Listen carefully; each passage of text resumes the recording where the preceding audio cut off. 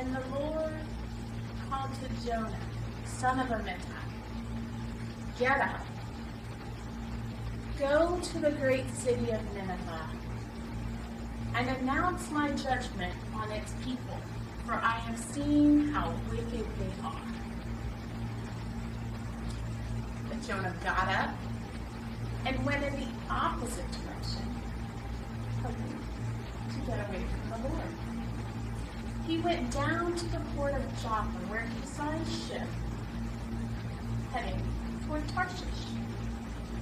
So he bought a ticket, he got on the ship, and sailed to Tarshish, hoping to escape the Lord. But the Lord sent a powerful wind that stirred up a violent storm, tossed the ship about, and threatened to break it in two. Terrified sailors cried out to their gods in desperation, and they threw cargo overboard to lighten the load. All this time, Jonah was sound asleep beneath the hold. The captain went down to him and shouted, "Get up! How can you sleep at a time like this? Get up, pray to your God, and maybe he will pay attention to us and spare our lives." Then the crew cast lots to find out which of them had offended the gods and caused this terrible storm.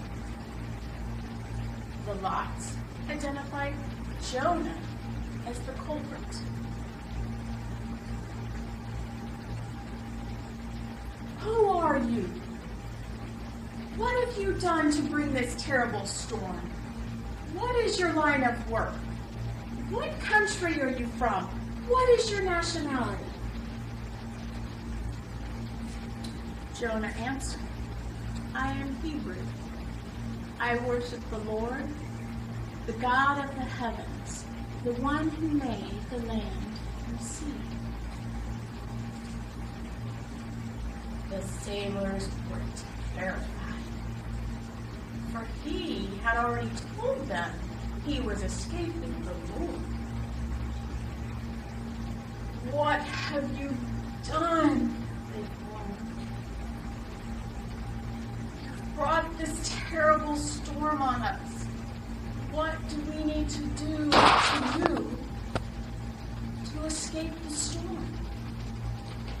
Jonah replied, "Throw me overboard, and the violent storm will calm, for I know it is all my fault." Instead, the crew rowed the boat harder to get to land, but the violent storm was too much for them, and they couldn't do it. They cried out to Jonah's God, "Oh Lord, don't make us die for this man's sin, and don't hold us responsible for his death. Lord, we know you sent this terrible storm to him for your good reasons."